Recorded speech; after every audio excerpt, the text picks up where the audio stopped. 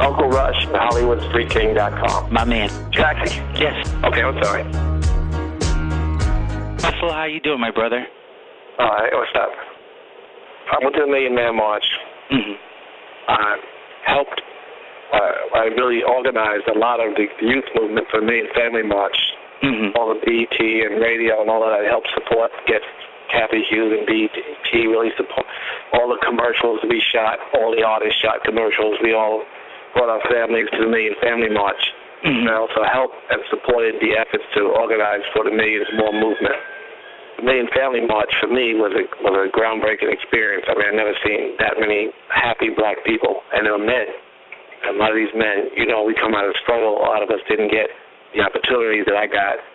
And a lot of us, you know, didn't have the consciousness to take advantage of what they were put in front of us anyway. Got you. Tell me about your childhood.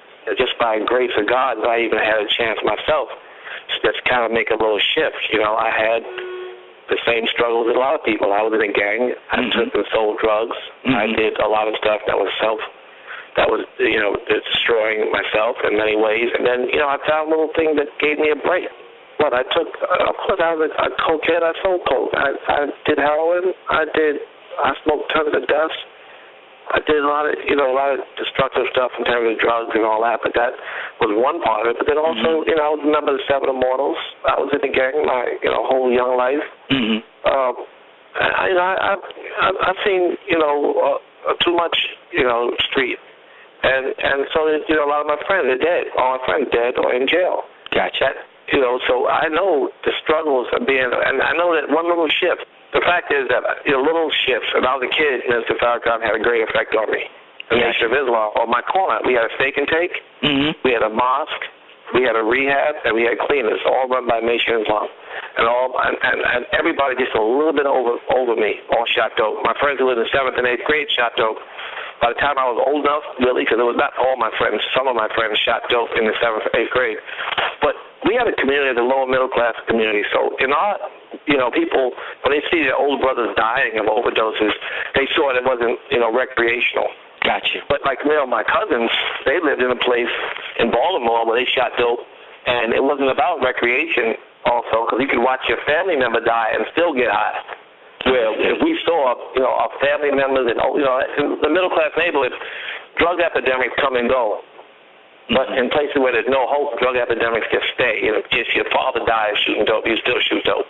You know what I mean? Because they're using it as a sense of depression. They're just depressed. Yeah. And we did it kind of like it was recreational in a way, you know, because we had other choices. I know my friends didn't know. You know, if you know what heroin did to lower middle class communities around the country, they destroyed them. Yeah, I kind of understand what you're saying because I was there as well doing recreation because I was raised very well, so I knew what was good and what was bad. And at the ending of the day, I knew I had to clean my act up, and I could have. I had that choice to, and I had help to, but there were others who couldn't. Right, you're hopeless. You can't. And that was, you know, a lot of my friends, I guess they viewed it as helpless because they look what they did. They just ended up going in and out of jail their whole life, or they got killed, or they overdosed, shooting dope. But then, you know, that went away, and then coke came. And so my point I'm making is that in our communities there's so much devastation. Why is the nation important to you? Because, and I'm very close to the minister. And, you know, we talk about this all the time. The reason that, for many years, the reason that the Nation of Islam is so important, and here I am. I really am integrationist. I believe that integration has taken advantage of the black community and the economics of the black community so badly because, you know, the black doctor wasn't necessary. The black pharmacist wasn't necessary because now there's integration.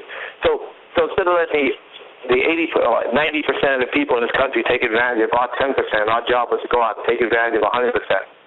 That's the economics of the next America. You know, you really can't sit home and say, my business is for black America. My business is for America. Business is for people, in other words, is what you're saying. Yeah, who all the consumers are. So my belief, not only from economics, but just about in general is, you know, it's okay. But if you're not ready, the reason Nation of Islam, he said, I want to get you fit. You're like a lamb. You get out there, and they'll eat you up. Unless you're educated, unless you have love for yourself, you know, unless you have all these things, you can't survive. And so a lot of times, we need those people in our communities to lift us up.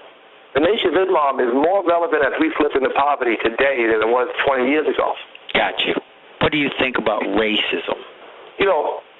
There's a lot of, and I believe it's true. I believe there's a lot of racism in our community. Do you think among ourselves against other races, or? Yeah, we hate some Arabs, Jews, each other. We hate white people. We don't hate them like we think we're better than them. We hate them because we don't, we just feel. But do you think that comes from us even hating on ourselves? Because I'm a light-skinned dude, so I even had. Hate ourselves. I had chocolate dudes like mad at me. You know what I'm saying? What's your take on poverty? Yeah, it's a whole, the next America, there is opportunity. If you think that all this poverty, you live in real deep poverty in America, and you live in a black community, you don't see no white people, period. And you don't know that they're in poverty, too. You don't know they're in trail parks. Yeah, correct. You just see them at the oppressor. You don't see them. You only see them on TV as doing well. Their poverty has no color. Exactly, but you don't know that. You watch poor white people on TV, not much. You watch poor black people, but not poor white people. Understood. They're just not installed. They haven't been. Do you think we're still segregated? We are so segregated that it keeps us from having a friend and a boss. Understood. You say, well, your boss, people keep stuff in the family, but they also keep stuff in their friendships. And so I'm an advocate in many cases. People, I think their businesses and their lives progress through integration as well. But I understand why the Nation of Islam today is more relevant than it was 20 years ago. I agree. Because it's about getting black men ready to participate. I agree. About getting black men ready to love themselves enough so they can go to work. There's a lot of self-hate. Uncle Rush, HollywoodStreetKing.com. My man. Jackie. Yes. Okay, I'm sorry.